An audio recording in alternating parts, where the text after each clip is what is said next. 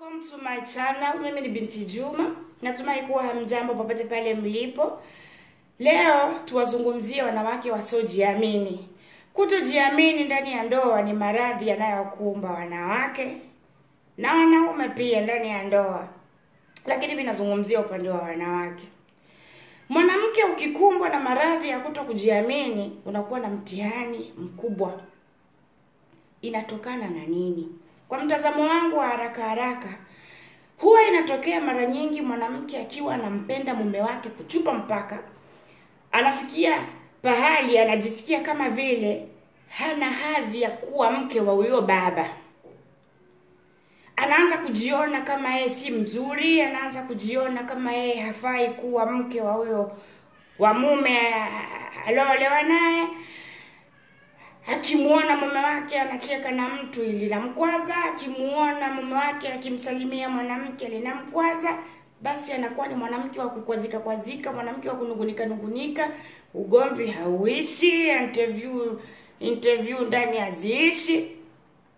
Yote inatokana na kuwa mwanamke haujiamini. Acha nikurudishe mwanzo uko kabla hata hujaitwa mke wa fulani. Mwanamke usiojiamini kwenye ndoa, kumbuka kwamba kipindi baba huyo hajakuoa, kwenye mashindishano hayo haukuwa peke yako. Mulikuwa wanawake wawili, watatu au wanne, akiwachunguzeni tabia zenu tofauti. Lakini akatokea kukuona kama vile wewe hapo unamfaa, wewe hapo utampa utulivu, wewe utamuoa mama wa watoto mzuri, wewe ndio utakuja kuwa malkia wake. Akakushika mkono, akakutambulisha kwa ulimwengu mzima, tukakufahamu yule ni mke wa fulani. Sasa basi, kama alikuchagua wewe na ufupi wako, aliwaacha warefu huko nje alikuwa anawaona. Kama alikuchagua wewe na weupe wako, aliwaacha weusi huko nje anawaona. Kama alikuchukua wewe na unene wako, huyo unaona kama vile labda huenda mapenzi yampunguka, nimenenepa zaidi na zaidi, alikuoa na kuona wewe ni mnene wembamba, walikuwa. Lakini akasema huyu ndo choice yangu, huyu ndo nataka awe mama wa wanangu, huyu ndo awe malkia wa nyumba yangu, akakuoa wewe. Na leo naitwa Mrs. fulani. Kwa mtazamo huyo, ndugu yangu, unapaswa ujiamini. Hakuna lo mfunga kamba mume wako shingoni akuoe kwa nguvu. Alikuoa kwa sababu alikuchunguza, akakuona kama wewe ndiye unayemfaa. Wewe ndiye unayefaa kuwa mama wa wanae. Sasa la muhimu, ndugu yangu, kumbuka hicho kitu. Ukae chini, ujipe furaha ili uweze kumpa furaha mume wako. Ujipe utulivu ili uweze kumpa utulivu mume wako.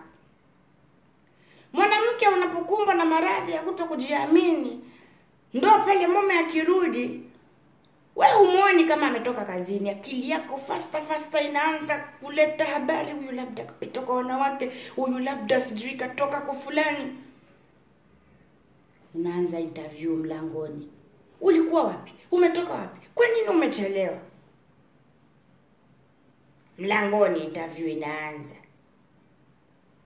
Yaani huwezi hata kusubiri aingie ndani atulie, nafsi yako inakushughulisha, yaani ile kukosa ile kujiamini. Unamuona mume wako, unamuona tu mikono ya wanawake. Saa zote shughuli ulionayo ni kumshutumu mume wako labda na wanawake. Na hiyo kumshutumu mwanaume kama na wanawake, unaweza ukamtia roho ya kuwa na wanawake kweli. Maana anasema huyu mwanamke mimi ananishutumu kuwa na mahawara na mimi sina hawara. Acha basi nifanye anishutumu kwa kitu ninachokifanya. Mumeo akiweka simu chini, bibi unayo. Kurukuchu. Kitoka Twitter unaingia Instagram, kitoka Instagram unaingia Facebook, unaingia email.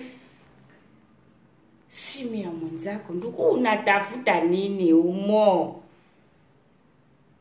Ukichakura yaso kuhusu ndugu yangu, kila siku unagunduaka yaso kuridhisha mpenzi, simu ya huyo baba, acha.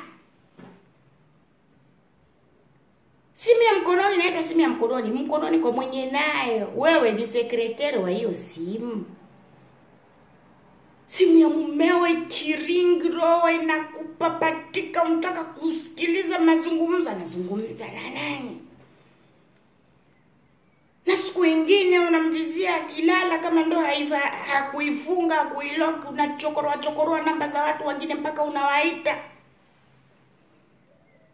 Yote haya kutokujiamini. Ndugu yangu, mwanamke mwenzangu, uzuri wa ndege ni manyoya yake na uzuri wa mwanamke ni kujiamini kwake.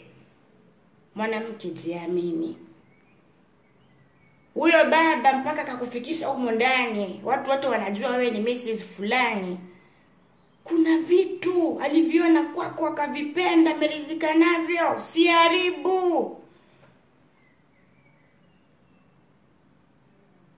Huyo wivu wako non stop pour quelque chose, wewe una wivu. Pour rien wewe una wivu.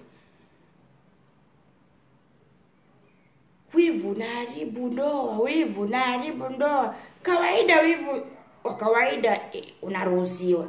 Lakini sasa mwanamke ukiwa na maradhi ya kutojiamini, unakuwa na wivu ule, wivu wenye uko possessive, yani unakuwa possessive. Sijui nieleze unakuwa possessive namna gani, kiasi gani.